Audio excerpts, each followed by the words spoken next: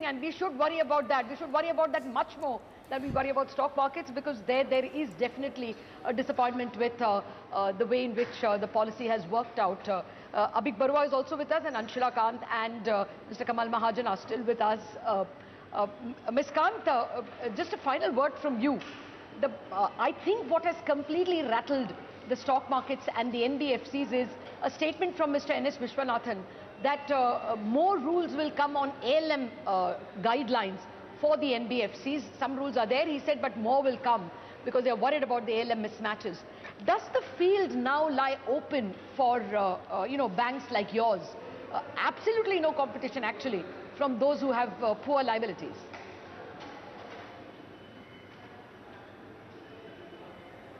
Latha, I wouldn't put it like that, but yes, in today's market, we have a very strong position, both vis-a-vis other banks as well as NBFCs. But, again, going back to the DG statement, there is so much reaction on his statement, but the fact of the matter is, given what has happened in the recent past, the regulator is bound to, have a stronger oversight on the asset liability mismatch. Can you hear me? Yeah, can you hear me now? Hello? I can't hear. Can you hear Hello? me? Yeah, Ms. Kant, I just lost your sentence. What do you think credit growth can be for your bank or for the sector? Okay.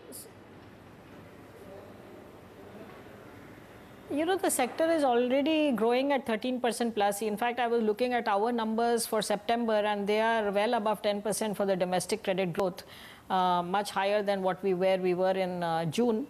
The busy season is coming up, and given our liquidity position, our capital position, I think we are bound to do better in the coming months. And again, I was just saying that, given the recent developments in the NBFC space, I don't think the RBI is wrong in thinking of bringing in better controls or tighter controls to prevent any bigger, mismatches or failures in the future. The fact is that the timing may have not been right, whether they should have said it in the policy day or, but you can't fault them for, becoming more cautious on this. No, it might even be intentional. It might be a message that they want to give, that they are unhappy or uncomfortable with the rapid growth of that sector. So I don't think the Reserve Bank says anything without thinking. Though at this point in time, maybe they have not gauged the way in which the currency markets are looking at them, and looking at them to provide some kind of anchor for the rupee. The Reserve Bank clearly says that, no, we are going to allow the markets to anchor the rupee and we will not intervene. It will be the market that will correct the trade deficit and not us. So that is a very important statement which I think the rupee market has taken to heart. Mr. Mahajan, just a final question to you. Do you think we have, there's no need to ask you any question on rates now. There is no reason for you to cut your deposit rates or increase them?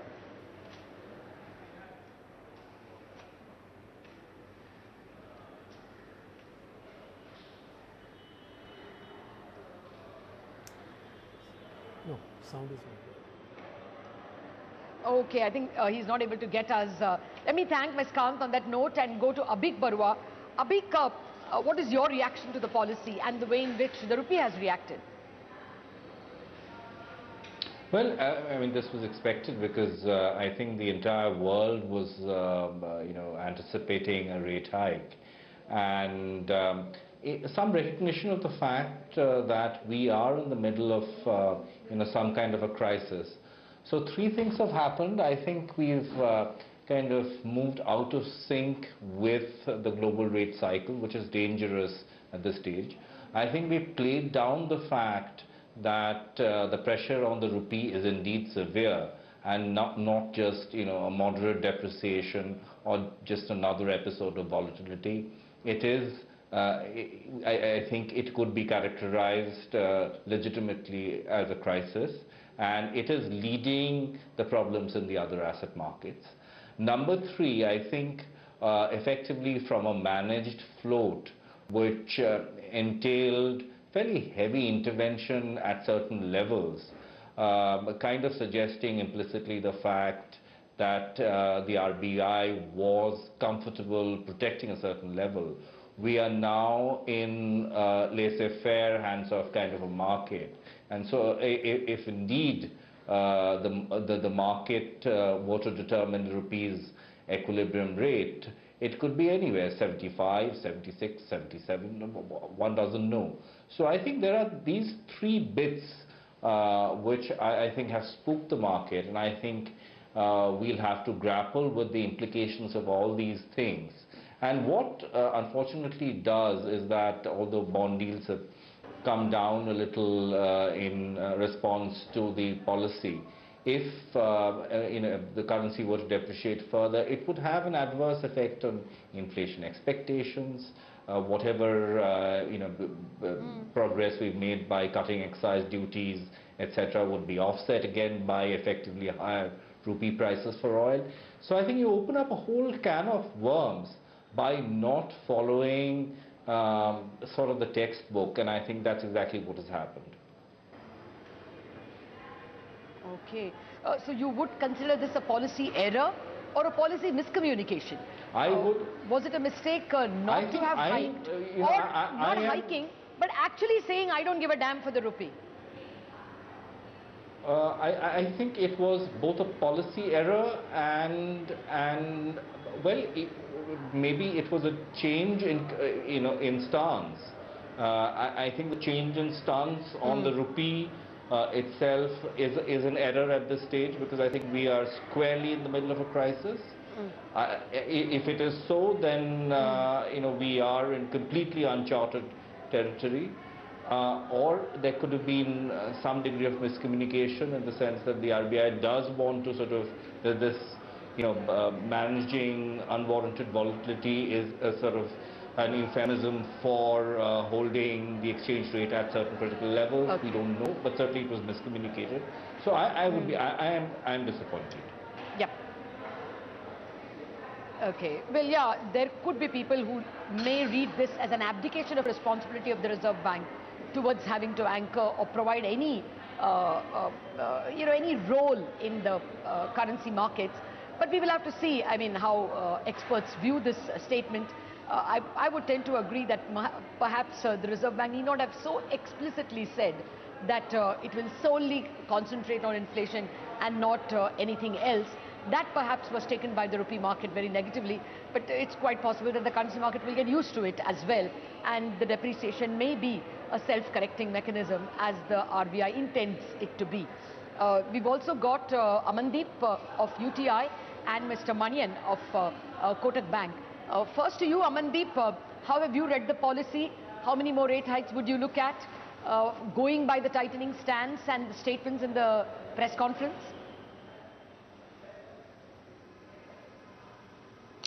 Latha, clearly, this policy was a bit of a surprise, both for us, given our review right now on our outlook on rates, as well as, I guess, for the markets in general. As a bond trader or an investor, I would have been generally very happy with the pause, and the bond markets have rallied by about 8-10 basis points. But I think in the back of the mind there is this nagging concern that the so-called rally we have seen today may actually come back and haunt us somewhere down the line, because the macro picture is clearly not improving. And I think in that backdrop, while we may enjoy the day of rally and a pause by the central bank, I think the concern still remains that are we sort of back-ending any further sort of risk events, and hence maybe preparing ourselves for something more stronger in terms of rate hikes. As you recall, we've been holding out for 2 rate hikes over the next 6-month period. We thought maybe a rate hike in this policy, in a way, allowed the markets to sort of spread this event and digest any volatility associated with tightening cycle. I think by not doing it in this policy, the rate hike expectations from our perspective have not gone out. It's just that I think the timing has become a lot more uncertain, because if you really read the statement, I would say, I would actually call it somewhat dovish, because, you've actually seen moderation in the inflation trajectory going forward, something which was actually a concern with an upside risk as highlighted in the previous policy. And at the same time, you've actually seen, like I said, a statement talking of a gradual calibration, which I think was a term more appropriate for maybe 2 policies ago, when they started hiking. So I guess, at the current juncture, Yes. the concerns and our, I would say, have not really gone away. The concerns still remain. So we'll wait and watch. But what would your bond range be now to December before the next policy? Again, like I said, while the 7-8 basis point rally that we've seen today, may prevail for a bit more, you could actually see maybe a few more basis point rally going forward. I think this may not sustain for very long. I think, like I said, the reality of a sharp depreciation in the rupee, which will again come back to haunt us through inflationary concerns, oil not declining, will again sort of be an overhang for local bond markets. You must also realize that the FPIs will get even more concerned with the way the rupee has been behaving. Clearly their expectations when they invest in any local currency bonds is a function of the net dollar returns. So it's not just the local domestic yields which matter, it's also how the currency behaves and what is their outlook on currency. So you may actually have a scenario where the markets may have rallied today in anticipation of this pause, but you could see a strong selling from foreign investors given their concern on rupee, which may actually negate any move that we've seen. Okay. See on Amandeep, let me ask the banker what he has made of it. Manian, what are your key takeaways? Does it, in a way, the NBFC competition was already muted. The Reserve Bank looks like will write more rules on ALM mismatches for NBFCs. Do you think now life has become easier for a banker? Life is never easy, Latha, but having said that, yes, the policy is a bit of a surprise, and maybe what weighed on RBI's mind is the current volatility in the markets, both the bond and the equity markets, and probably I don't know whether it's right, but their probably thinking is that let's not ruffle the feathers more. But I think the relief in the bond markets is short-lived. I don't think it sustains for too long unless macros correct significantly. So I would say rate hikes of 25 to 50 basis in the next two policies is continuing to be our expectations. So rates are headed upwards. Yes, competition, NBFCs to some extent are hobbled by non-availability of money from the mutual fund system. Having said that, the better rated NBFCs will get money from banks, and I think banks will be willing to lend money to them. Maybe the cost will be slightly higher than what mutual funds were doing a couple of months back, but I think liquidity will be available to the better NBFCs from the banks. So NBFCs are not necessarily. But what about the cost of money itself? Also clients. Yeah, so the cost of money will go up, like I said, yes. Manian, I just wanted to know, for cost of money for you, for instance, won't you all be flooded with deposits? I mean, we'll get more deposits than hitherto. Would cost of money go up for you? Or compared to what you expected, it won't go up so much? Compared to your estimates before the policy, now what is your estimate of the cost of money? Will deposits rates have to be hiked, but hiked less than you thought earlier? So I think two things. One, that this policy has cooled the markets a bit. And second, I would say the willingness of RBI to act on the OMO front more proactively than it was in the past, I think are two positives, and that will keep the market slightly cooler. So I would tend to believe that from here the costs don't go up significantly. But having said that, like I said, this relief in the bond markets may be temporary. So I see upward pressure, but not dramatic increases from here. So costs will go up marginally. You see upward pressure, but not dramatic. Still. Yeah, but not. Okay. Okay. But will there be better loan growth for you because of either lesser competition or for whatever reason? Is credit growth at least looking a little better for you at all? Yeah, so credit growth has been quite robust for us, both on the corporate and the retail side. Of course, I manage the corporate side. The corporate side growth has been reasonably robust. That is a combination of factors which goes into that, right? Overall, the banking system, maybe 60% of the banking system is hobbled by problems of their own, and therefore a few players who are willing to go out there in the market and lend are getting reasonable market share. So I would tend to believe that market having a field day. Rates and conditions have less to do with it than the overall banking sector issues. But we are quite optimistic on our well, thank you very much, Manian. Thank you. Okay. Thank you.